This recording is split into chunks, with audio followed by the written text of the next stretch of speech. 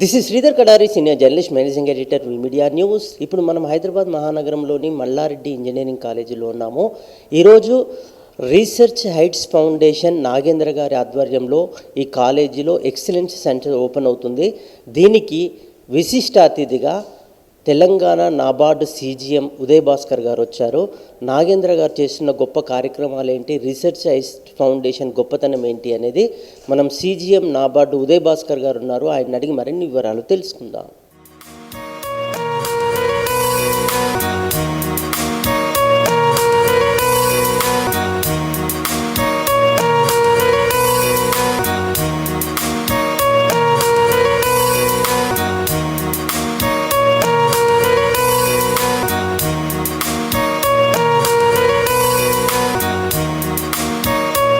నా పేరు Uday Bhaskar, chief general manager, national bank for agriculture and rural development, NABARD అంటారు, తెలంగాణ హెడ్గా కంటిన్యూ అవుతున్నాము. ఈ మల్లారెడ్డి కాలేజ్ ఆఫ్ ఇంజనీరింగ్లో ఈ రీసెర్చ్ హౌస్ ఫౌండేషన్ అని చెప్పేసి దాని హెడ్ నాగేంద్ర గారు వారి ఇవాళ ఒక centre of try impact centre of excellence అనేది ఇవాళ ప్రారంభించడం జరుగుతుంది.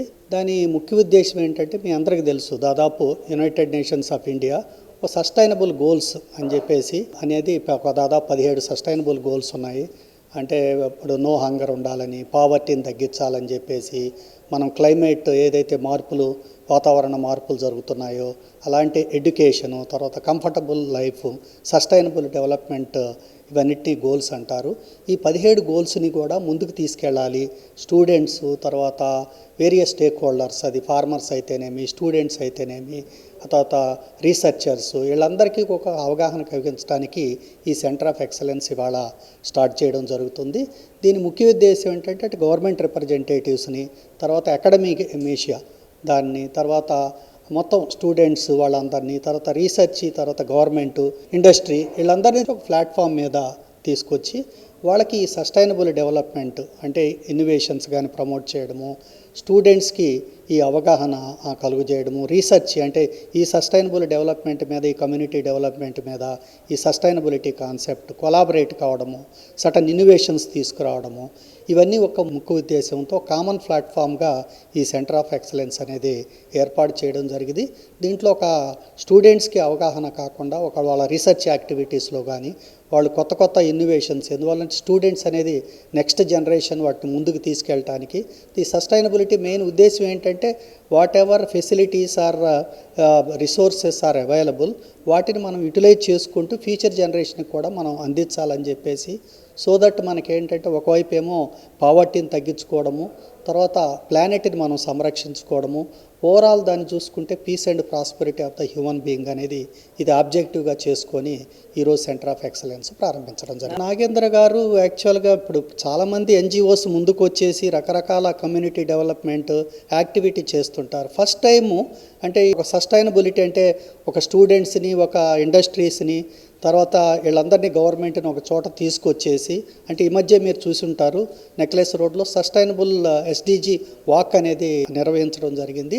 వీటిలో కూడా ముఖ్య ఉద్దేశం ఏంటంటే ఈ యొక్క సస్టైనబుల్ డెవలప్మెంట్ మీద అవగాహన కలుగు చేసి, అందులో ఎవరైతే స్టేక్ హోల్డర్స్ ఉంటారో మొత్తం అది రైతులను కానీ, స్టూడెంట్స్ కానీ, గవర్నమెంట్ అఫీషియల్స్ కానీ, బ్యాంకర్స్ కానీ, వీళ్ళందరినీ ఒక చోట తీసుకొచ్చేసి ఈ అవగాహన చేయడము, వాటిని కొలాబరేట్ చేసుకొని తర్వాత ఫ్యూచర్ జనరేషన్లో కూడా అటు రీసెర్చ్ని ప్రమోట్ చేయడం అనే ముఖ్య ఉద్దేశంతో చేయడం జరిగింది.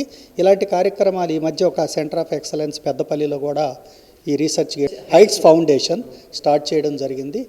అక్కడ మదర్ తెరిసా కాలేజీలో. సో రకరకాల యాక్టివిటీ వాళ్ళు ఏంటంటే ఫ్యూచర్ రకరకాల డిఆర్డిఏతో కానీ, నాబార్డు, తర్వాత గవర్నమెంట్ ఏజెన్సీ, ఇలాంటి educational institutes like Malla Reddy engineering college, ఇలాంటి వాటన్నిటితో కూడా టైఅప్ చేసుకొని అవగాహన కలుగు చేసుకొని వాళ్ళకు ఒక అలా ట్రైనింగ్స్ అలాంటివి తీసుకెళ్ళటానికి ఇలా ఈ యొక్క గోల్స్ని అనేది ముందుకు తీసుకెళ్ళి సస్టైనబుల్ డెవలప్మెంట్గా అడుగులు వేయాలి.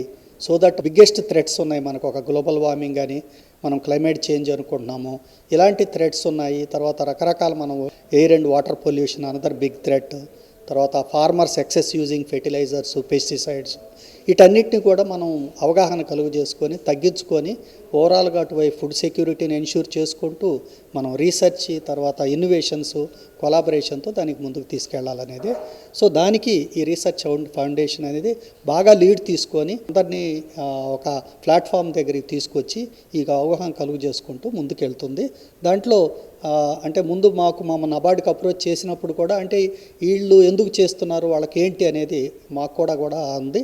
తర్వాత వాళ్ళు చేసే యాక్టివిటీస్ని కూడా డెఫినెట్గా ఎస్ మేము కూడా మీ వెంట ఉన్నామని చెప్పేసి ఈ రీసెర్చ్ హైడ్ ఫౌండేషన్కి నబార్డు కానీ తర్వాత బ్యాంకుల దగ్గర నుండి వాటి నుండి కూడా మేము సహాయ సహకారాలు అందిస్తాం. డెఫినెట్గా అది ఒక ఫ్లాగ్షిప్ ప్రోగ్రామ్. ఇది వాళ్ళు ముందుకు తీసుకెళ్తున్నందుకు ఆ రీసెర్చ్ హైడ్ ఫౌండేషన్ నాగేంద్ర గారికి ప్రత్యేకంగా ధన్యవాదాలు తెలియపరుస్తున్నాం.